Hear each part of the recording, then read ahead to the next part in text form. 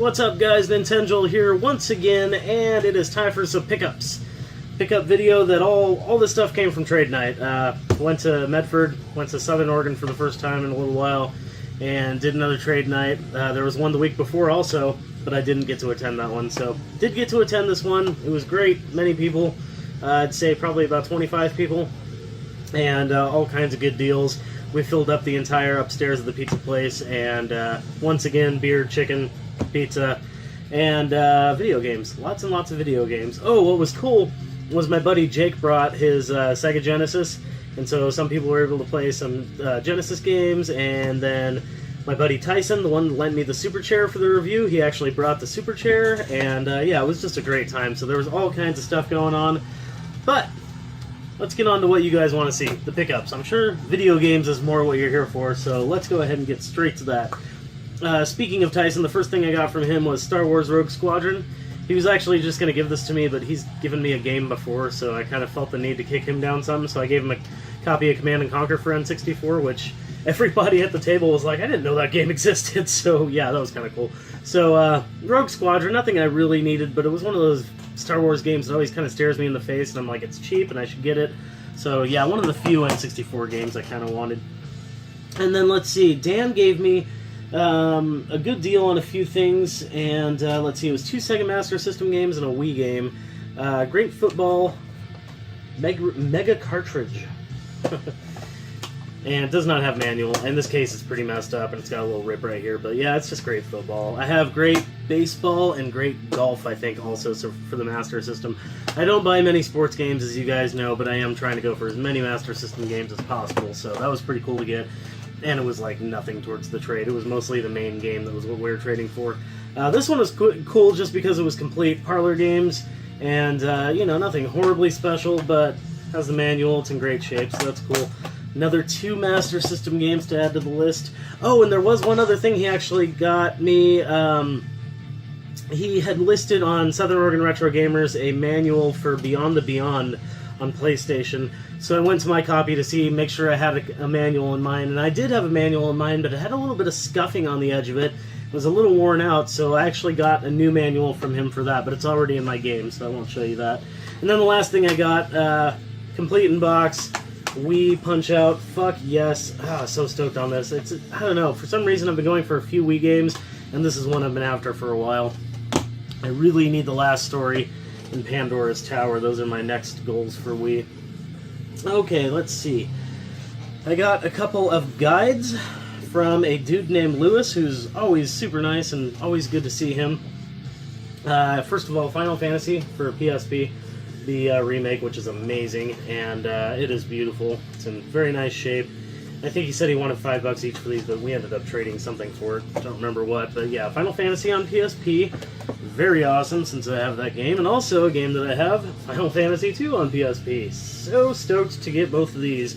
You know, I don't go through these very much at all, even when I am playing the games, but they are really cool to look at, and if you are stuck, or if you're just trying to complete a game all the way through, walkthroughs are always nice to have, and I have a lot of Final Fantasy walkthroughs, so those are really cool to add to that collection.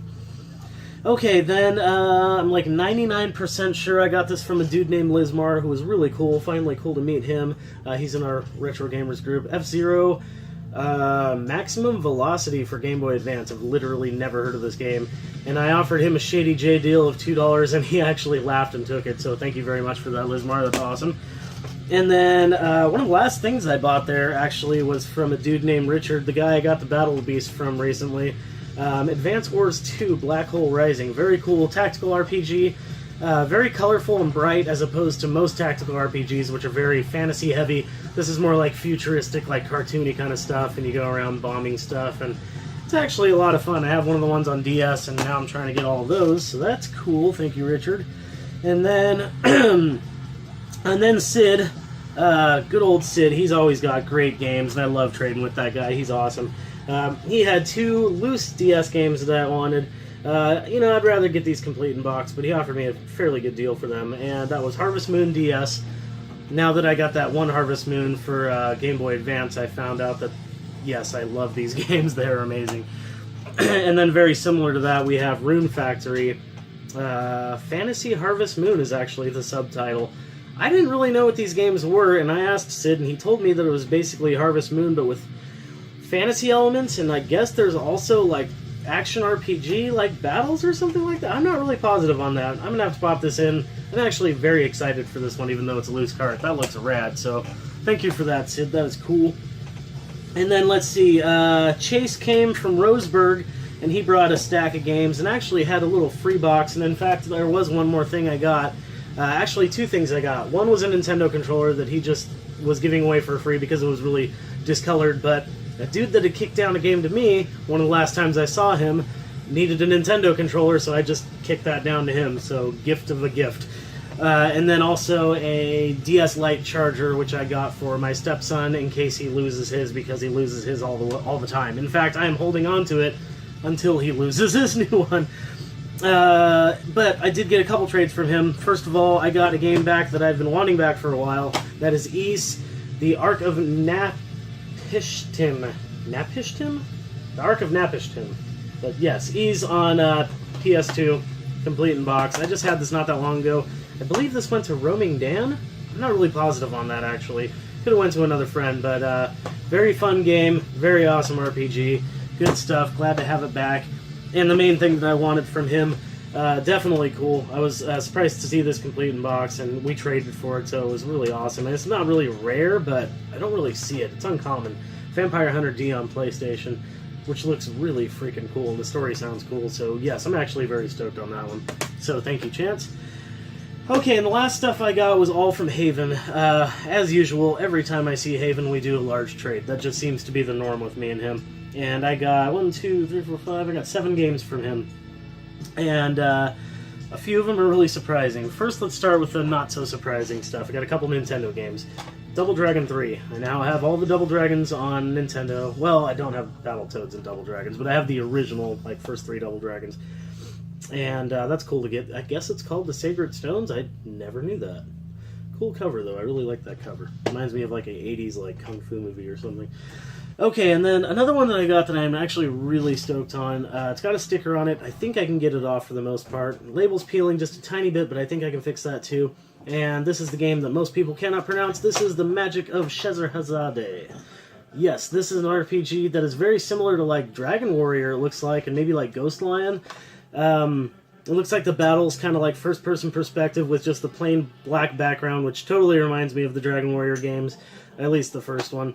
And, yeah, but it's like Arabic, so that's cool. I don't know what is with RPGs and like the Arabia theme, but it seems like back then people really like to do that. Like Ghost Lion, actually, or like Beyond Oasis or something like that. It seems to be a common theme. Oh, and what was really cool is it came with the manual, so that's rad. Okay, so these ones are pretty surprising. Pretty darn surprising. He put these up on Southern Oregon Retro Gamers to try to get rid of them ahead of the trade night, but I jumped on him really quickly, and he said it was just best to just wait, and he wouldn't bother shipping. We'll just wait to do it to trade night, and that was great with me, so I didn't have to deal with having to do PayPal or ship out games to him or whatever we were going to do. But these were literally $5 each, and they're sealed. These are sealed Atari Lynx games, and the first one is Zybots, which is a weird, like, run-and-gun game. It looks like it's kind of third-person perspective. It's real interesting. Not sure if you can see that. Probably won't focus, because I have it, like, automatically focused on me.